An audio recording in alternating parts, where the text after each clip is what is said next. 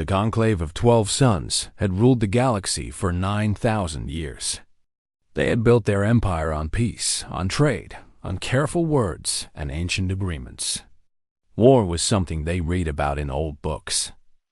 It was a mistake that dead species had made long ago. The 12 great races of the conclave believed they had grown beyond such primitive things that they were wrong. Ambassador Catvery stood at the window of her ship and watched the world die. The planet below had been called Meveth Prime.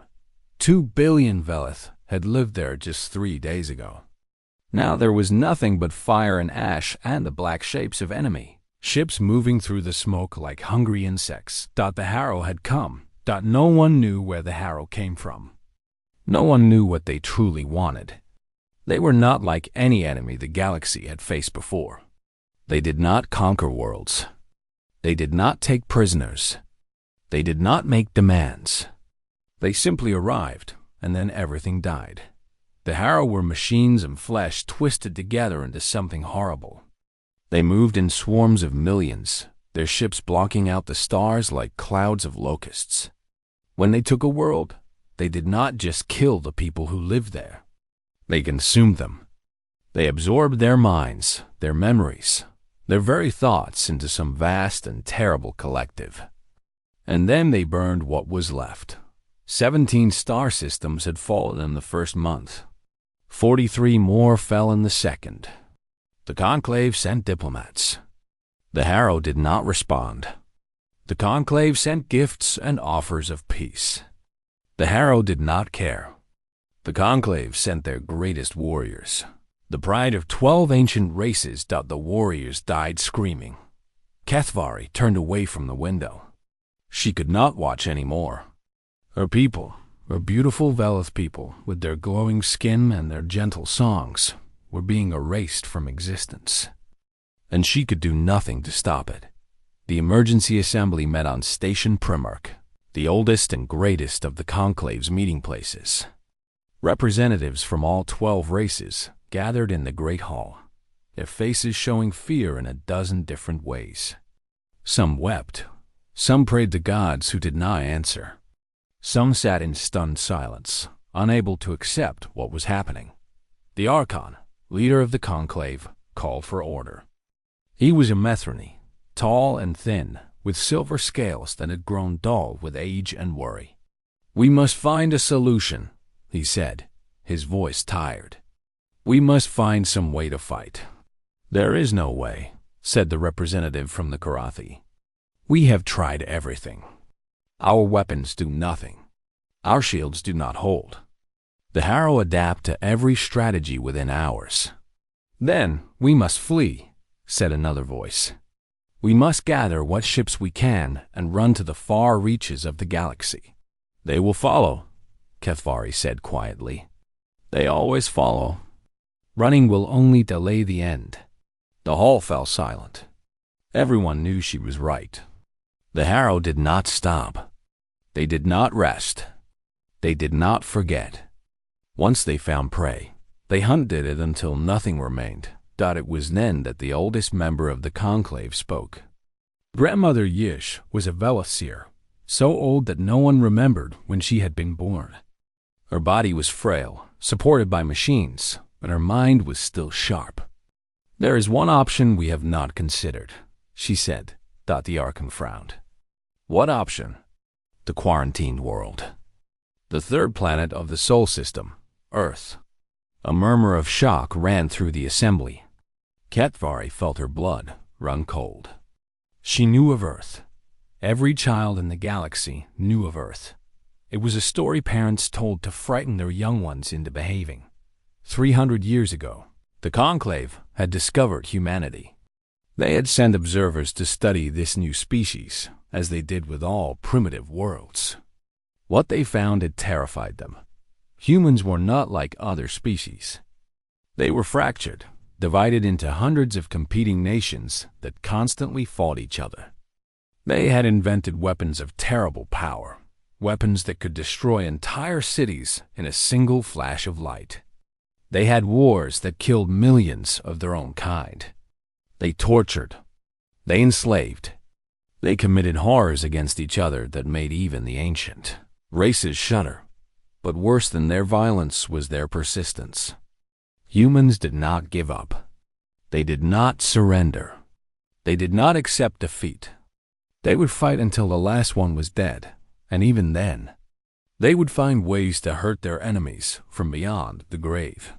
The Conclave had decided that humanity was too dangerous to be allowed into the galactic community.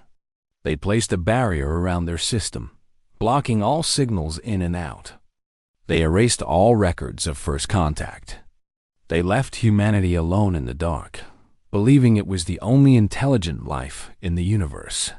"You cannot be serious," the Archon said. "We quarantined them for a reason. They are monsters." "Monsters," Grandmother Yish agreed. "But the Harrow are monsters too. Perhaps it takes a monster to fight a monster." "They will turn on us," someone protested. "Once the Harrow are gone, the humans will become the new threat." "Perhaps," Grandmother Yish said. "But that is a problem for tomorrow. Today, we are dying. Today, we need someone who knows how to kill." The debate lasted for 7 hours. Some spoke of honor and principle. Some spoke of the dangers of releasing such a violent species. Some wept and begged for any other option. But in the end, there was no other option. The Harrow were coming. The Conclave was dying. And somewhere in the quarantined darkness of their small solar system, humanity waited. The barrier was lowered. The message was sent. It was simple, desperate, and honest. It told humanity that they were not alone in the universe. It told them that the galaxy was vast and full of wonders. And it told them that all of those wonders were about to be destroyed. Unless someone could stop the enemy that was coming. It was a plea for help. A cry from the dying to anyone who would listen. Ambassador Kethvari recorded the message herself. Her voice shook as she spoke. "We know what you are," she said. "We know what you are capable of. We feared you, and so we hid you from the stars. But now we are afraid of something else. Something worse. Please, we need your help. The galaxy needs your help. We are begging you." She paused, trying to find the right words. "We need saviors. We need heroes. We need someone who can fight when we cannot." The message flew across the void of space at the speed of light. It took 4 hours to reach Earth. And then humanity learned, for the first time, that it was not alone. They also learned that someone needed them. And humans, for all their faults, had never been able to ignore a cry for help. The message arrived on a Tuesday morning. Every radio on Earth picked it up at the same moment. Every television, every phone, every computer screen suddenly showed the same thing. A face that was not human. A voice that spoke in words that somehow made sense, even though the sounds were wrong. A plea that changed everything. For 6 hours, the world went mad. Religious leaders declared the end of days. Governments scrambled to understand what was happening. Scientists wept with joy and terror in equal measure. Ordinary people stood in the streets and stared at the sky, waiting for something to appear. But while the world panicked, certain people began to move with purpose. General Marcus Chum had spent 30 years preparing for threats that others said would never come. He had built programs that existed only in classified files. He had trained soldiers that no one was supposed to know about. He had asked the question that no one else dared to ask. What if we are not alone? And what if whatever finds us is not friendly? Now, watching the alien message play on his screen for the 100th time, he allowed himself a small, grim smile. He had been right all along. The United Earth Defense Council met 12 hours after first contact. Representatives from every major nation sat around a table that had been built for exactly this purpose. They had rehearsed for this meeting many times, though none of them had truly believed it would ever happen. General Chun stood before them. Behind him, the alien message played on loop. The fear in the alien's voice was clear, even across the vast gulf between species. They kept us in a cage, Chun said. For 300 years, they watched us and decided we were too dangerous to be part of their galaxy. Now that cage is open. The question is what we do. Next, we should send diplomats, said the representative from the European Union. Scientists, doctors, we should show them that we have grown beyond our violent past. With respect, Chun replied. They are not asking for diplomats. They are asking for help in a war. A war they are losing. He pressed a button, and new images appeared on the screen. Images that the alien message had included. Worlds burning. Ships torn apart. Bodies that had been twisted into something horrible. The enemy they face does not negotiate. It does not accept surrender. It consumes everything in its path. The room was silent. The images spoke for themselves. They came to us because they are desperate, Chun continued. They came to us because they have tried everything else. They came to us because they know what we are capable of. He paused, letting the words sink in. They need killers. They need warriors. They need the monsters they were so afraid of. The Russian representative leaned forward. And if we help them, what then? Do we trust them after what they did to us? We don't do this for them, Chun said. We do this for us. Out there is a galaxy full of resources, technology, and knowledge. Out there is the future of humanity. But first, we have to earn our place. We have to show them that humans are worth having around.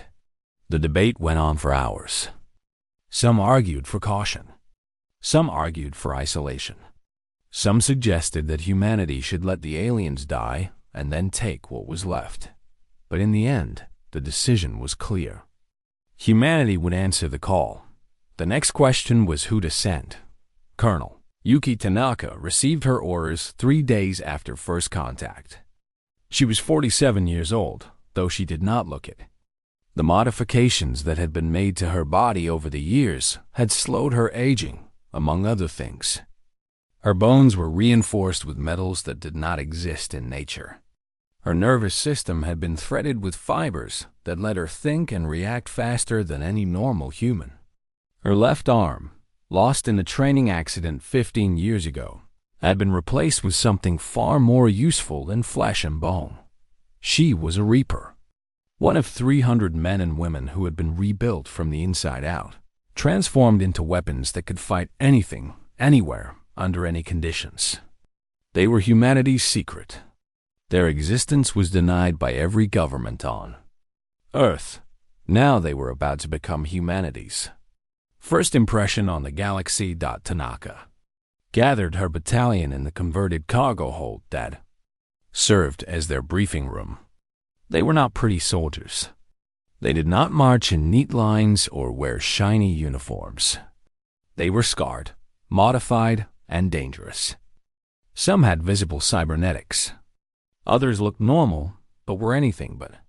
All of them had been chosen because they could do things that regular soldiers could not. You have all seen the message, Tanaka said. You know what we're facing. The enemy is called the Harrow. They are a machine-organic hybrid that consumes sentient life. They have destroyed hundreds of worlds.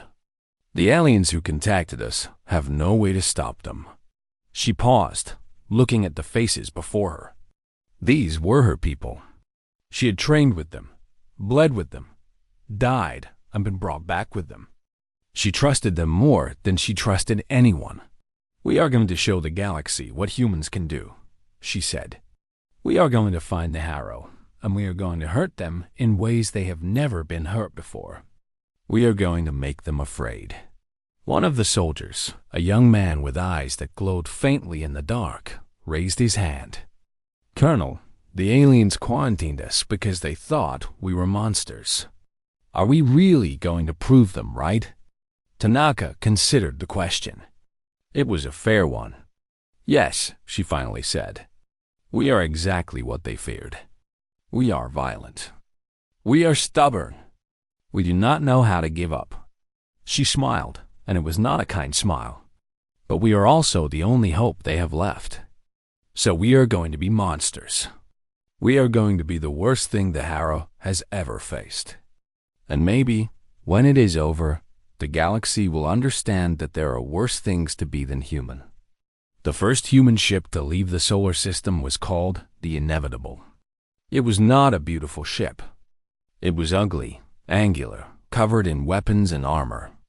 It had been built in secret over 40 years, designed to fight enemies that humanity had only imagined. Now, it carried 300 soldiers to ward a war that would change everything.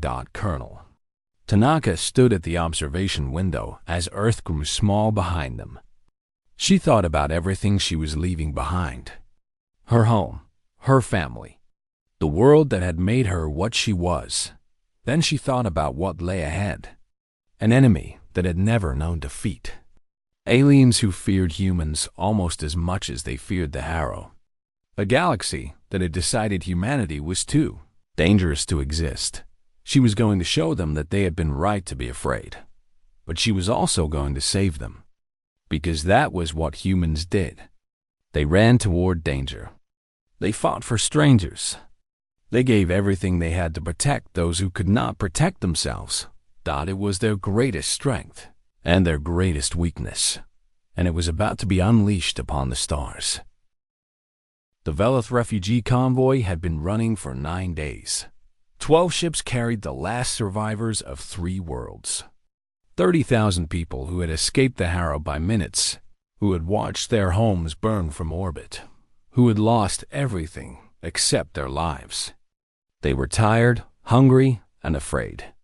Their ships were damaged and slow. Their weapons were nearly empty, and the Harrow had found them. Ambassador Kethvari stood on the bridge of the lead ship and watched the enemy approach. There were hundreds of Harrow vessels, moving in perfect formation like a flock of metal birds. They did not hurry. They did not need to. The convoy could not escape. The convoy could not fight. All it could do was die.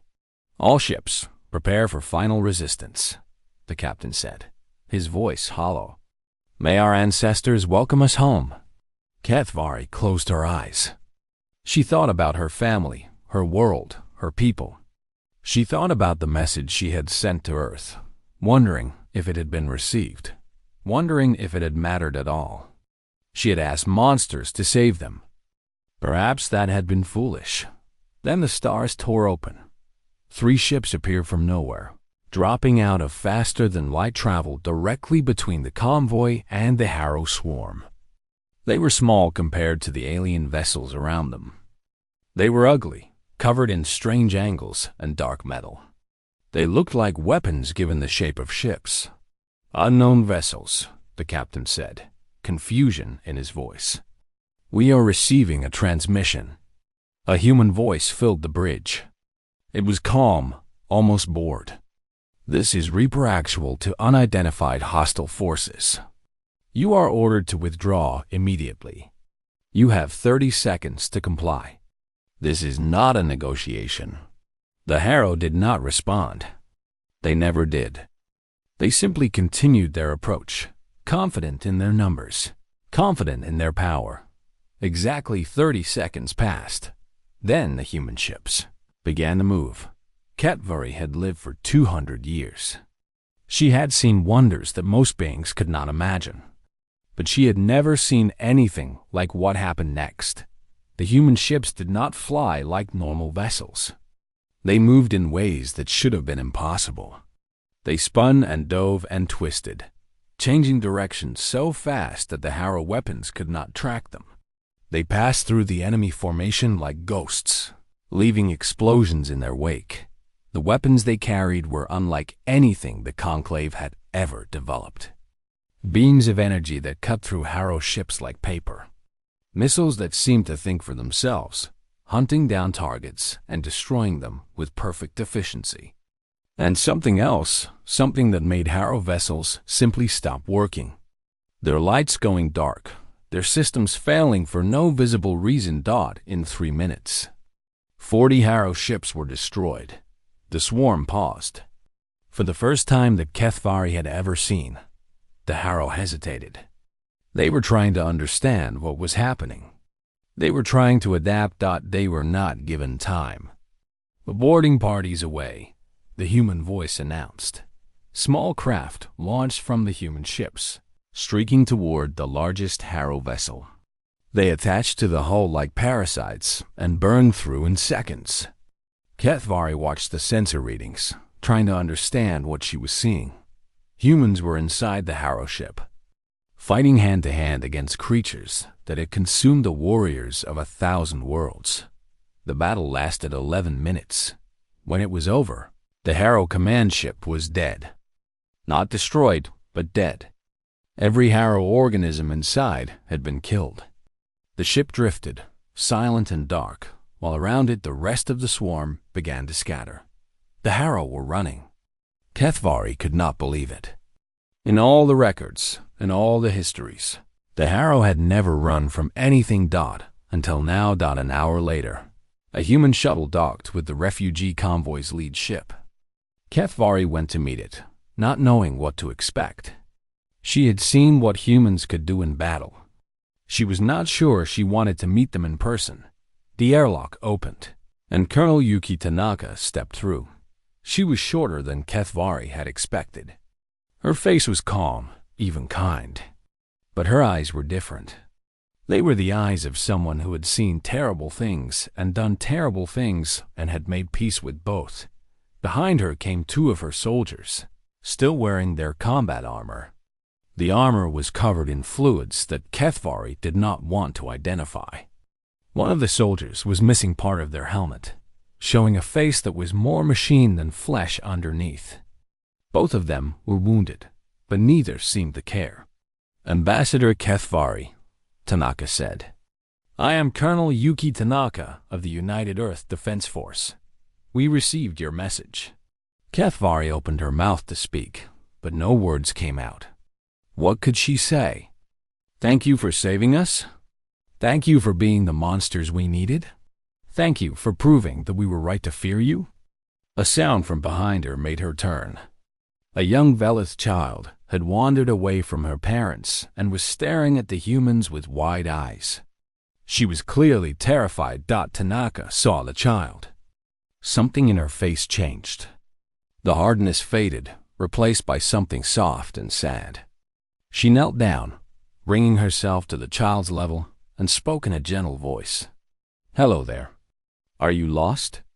The child nodded, unable to speak. "Let us find your parents," Tanaka said. She held out her hand, and after a moment, the child took it.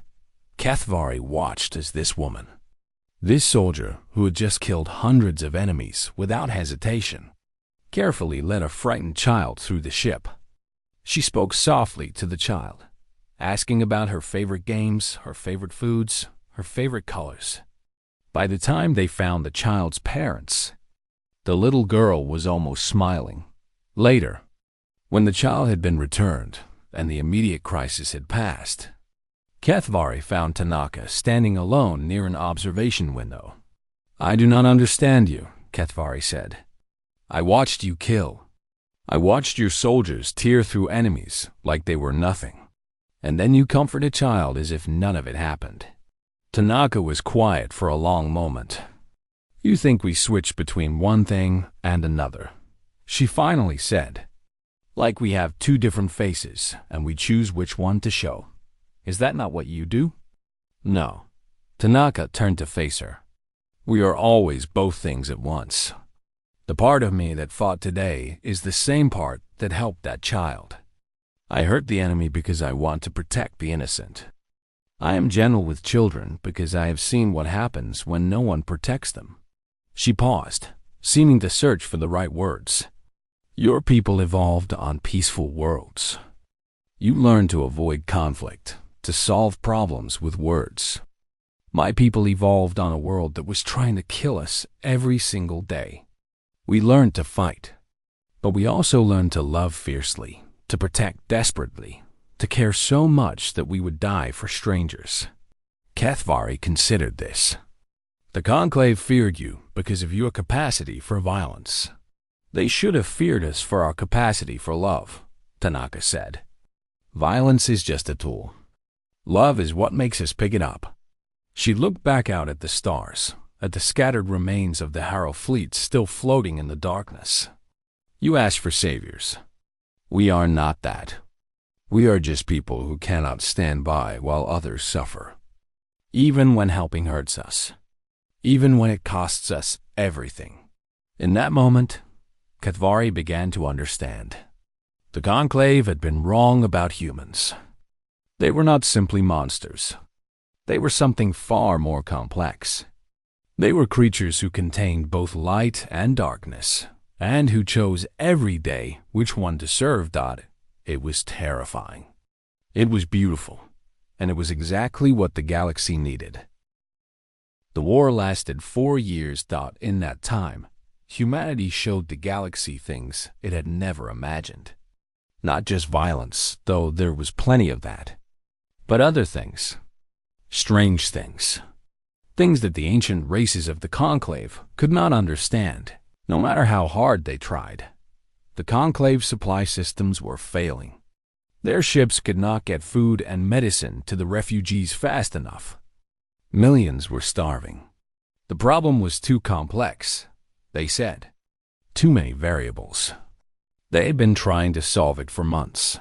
A human logistics officer named James Wright solved it in 2 weeks. He did not use advanced mathematics or alien technology. He used something that humans had developed over centuries of fighting each other. He looked at the problem the way a general looks at a battlefield. He moved resources like soldiers. He treated every convoy as a tactical operation. When the Conclave asked him how he had done it, he just shrugged. This is not complicated, he said. This is just a supply chain. We have been doing this since before we could write. The alien commanders were amazed.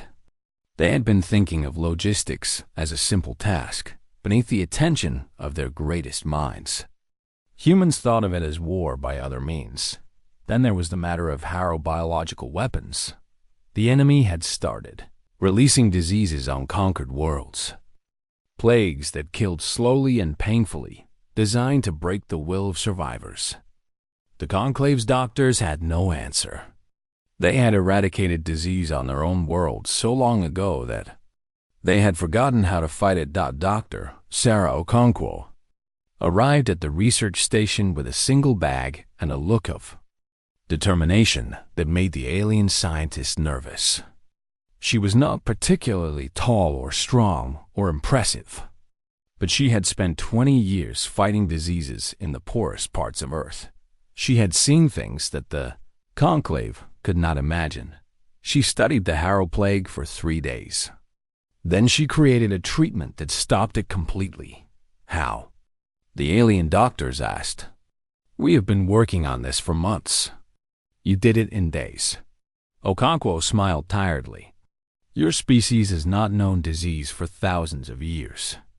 My species has been fighting sickness since we were born. We have been at war with the invisible for longer than we have been at war with each other. She held up a small sample of the treatment. This is not new. This is just something we already knew, applied to a new problem. The Conclave began to understand something important. Humans were not just good at fighting. They were good at surviving. Every challenge they faced, they had faced before in some form. War, disease, famine, disaster. Earth had thrown everything at them, and they had refused to die. But it was the Harrow who truly learned what humans were capable of. The enemy had consumed 12,000 species. They had absorbed warriors, predators, creatures evolved for nothing but killing. They believed they understood violence. They believed they knew what it meant to fight without mercy. They were wrong. Private Elena Vasquez was 23 years old when the Harrow destroyed her family's transport ship.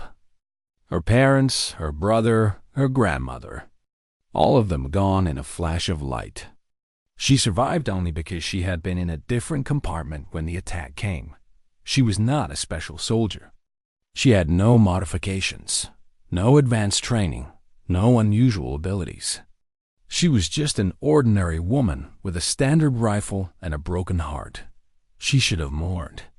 She should have requested leave. She should have gone home and tried to heal Dot instead. She requested a transfer to a forward combat unit. And when that was not enough, she began to hunt. For 6 months, Vasquez tracked the Harrow commander responsible for her family's death. She followed the trail across 3 star systems. She learned the enemy's patterns. She studied their movements. She made alliances with smugglers and traders who could tell her where the Harrow ships were going. She did all of this alone, without authorization, using equipment she had stolen or borrowed or built herself. The Conclave called it madness. Her commanders called it insubordination. The other soldiers called it something else. They called it being human. Vasquez found the Harrow commander's flagship in a remote system on the edge of controlled space. She had stolen a small shuttle, barely large enough for 1 person. She had no backup. She had no escape plan. She had nothing but rage and determination, and the absolute refusal to let her family's killers live. She crashed her shuttle directly into the flagship's bridge. The explosion killed the Harrow commander and destroyed the ship's control systems. The flagship began to fall apart, its crew scrambling to evacuate. In the chaos, no one noticed a single human survival pod drifting away from the wreckage. Vasquez survived. She woke up 3 days later in a Conclave hospital, covered in burns and broken bones, and the beginnings of legend. When the Conclave investigators asked her why she had done it, she looked at them with eyes that held no doubt, no regret, no hesitation. "They killed my family," she said simply. "Did you think I would let that go?" Dr. Ewan Park stood before a room full of Conclave diplomats and military leaders.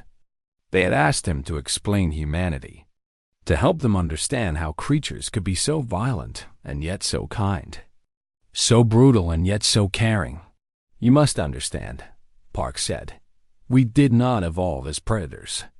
Look at us. We are soft. We are slow. We have no claws, no fangs, no armor. Everything on our world wanted to eat us." He paused, letting that sink in. "We should have died. By every rule of nature, we should have gone extinct millions of years ago. But we did not. Do you know why? The aliens were silent, waiting, because we refused." Park's voice grew firm. "We looked at a world full of things that wanted to kill us, and we said no.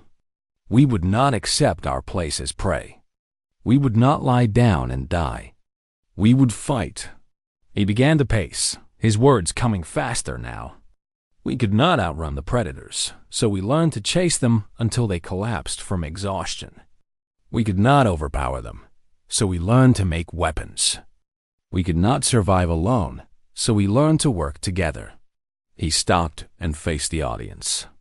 "Every single thing that makes us dangerous comes from millions of years of being weak. Our persistence, our stubbornness, our absolute refusal to accept defeat. These are the traits of prey animals who decided they would rather die fighting than live as food." The room was completely silent. "The Harrow think they understand predators," Park continued. "They have consumed thousands of species that evolved to kill. But they have never faced anything like us. They have never faced prey that fights back. Prey that does not know how to surrender. Prey that will hunt you across the galaxy for killing their family." He smiled, and there was something ancient and terrible in that smile. There is an old saying on Earth: "Beware the fury of a patient man." The Harrow are learning what that means.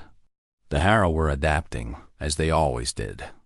They developed new weapons, new tactics, new ways of killing. But for every adaptation they made, humans found an answer. And humans did something that no other species had ever done. They got angry. Not the cold, calculated anger of machines. Not the desperate anger of cornered animals. but the hot, righteous anger of beings who have seen evil and refuse to tolerate it. Humans did not just fight the Harrow because they had to. They fought because they wanted to. Because the Harrow were wrong, and humans could not stand by while wrong things happened. It was irrational. It was inefficient. It was the most dangerous thing in the galaxy. And it was winning. The Harrow did not surrender. They did not negotiate. They did not ask for peace. They did not have the capacity for any of those things. For 1,000,000 years, they had consumed everything in their path. Surrender was not a concept they understood, but they stopped. For the first time in their existence, the Harrow calculated a future that did not end in victory. They ran simulation after simulation, using the combined knowledge of 12,000 consumed species. They analyzed every battle, every strategy, every possible outcome. The answer was always the same. Humans could not be defeated. Not because they were stronger. Not because they were smarter. Not because they had better weapons or more ships or superior technology. But because they simply would not stop. Every time the Harrow adapted, humans adapted faster. Every time the Harrow found a weakness, humans found 3 more strengths. Every time the Harrow killed a human soldier, 2 more appeared to take their place, angrier and more determined than before. The Harrow had consumed predators from 1,000 worlds. None of them had ever fought like this. None of them had ever wanted victory so badly that they would sacrifice everything to achieve it. None of them had ever looked at certain death and smiled. The collective made a decision. It was the first real decision they had ever made. The first time they had chosen something other than consumption. They would withdraw. They would retreat to the edges of the galaxy, to the dark spaces between stars where no one lived. They would wait. Perhaps in 1,000 years, they would try again. Perhaps in 10,000. Perhaps never. The pattern of humanity had been burned into their collective memory. They would not forget what prey that fights back could do. The war was over. The Conclave held a celebration on Station Primarch. In the same great hall where they had first decided to contact Earth, representatives from all 12 ancient races gathered to honor the species that had saved them. Music played. Speeches were given. Monuments were proposed. Humanity was offered full membership in the galactic community. The quarantine was lifted. The barriers were dissolved. For the first time in 300 years, humans were free to travel the stars. Colonel Yuki Tanaka stood at the edge of the celebration, watching her soldiers mingle with aliens who had once feared them. Private Chun was trying to explain poker to a confused Velith mathematician. Dr. Okontuo was exchanging medical knowledge with a group of fascinated alien doctors.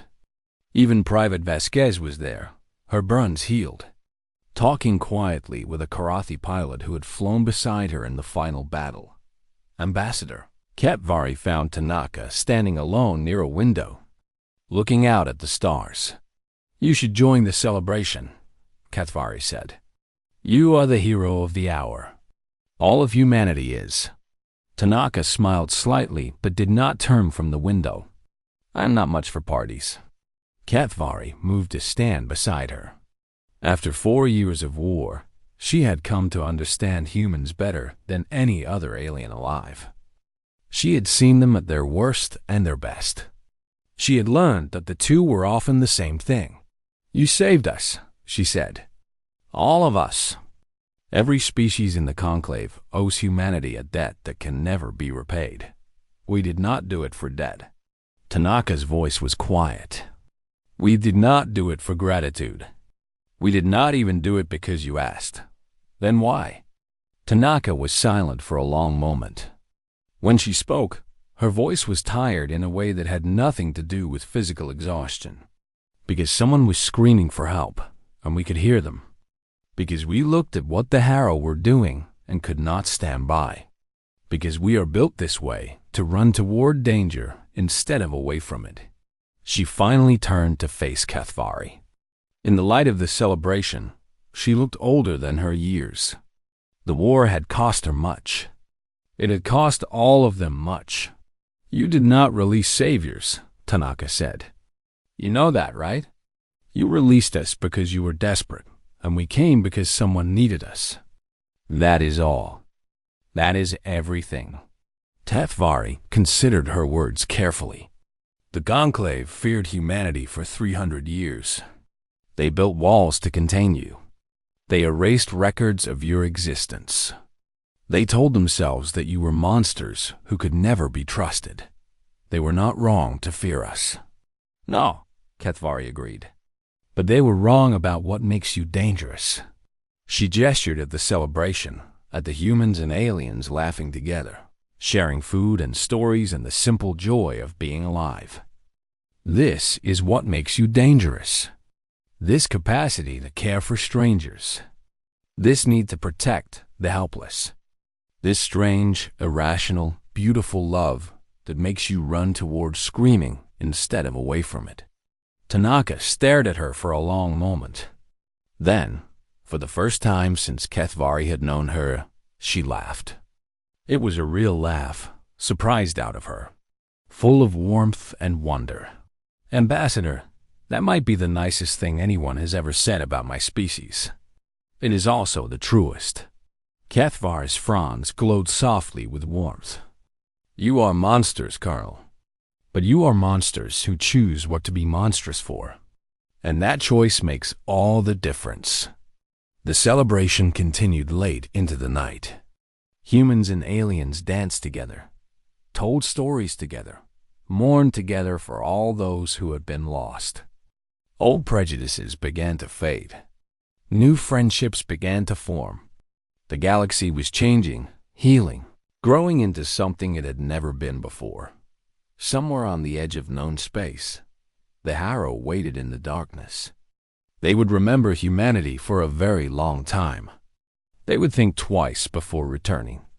And on a small blue world called Earth, people looked up at the stars and knew for the first time that they were not alone, that the universe was vast and full of wonders, and that humanity had earned its place among them, not through perfection, but through being exactly what they were: broken, violent, stubborn, magnificent creatures who refused to accept that anything was impossible, who saw evil and could not look away, who heard screaming and could not help but answer. The galaxy had begged for saviors and received beasts instead. But perhaps, in the end, there was no difference. Perhaps saviors were just beasts who chose to protect instead of destroy, who used their claws and fangs to shield the weak instead of prey upon them. Perhaps that was what it meant to be human, not to be a monster who chose to be something more. Colonel Tanaka watched the celebration until the early hours of the morning. Then she went back to her ship, back to her soldiers, back to the work of being what humanity needed her to be. There would be other threats. There would be other battles. The universe was large and dangerous and full of things that wanted to hurt the innocent.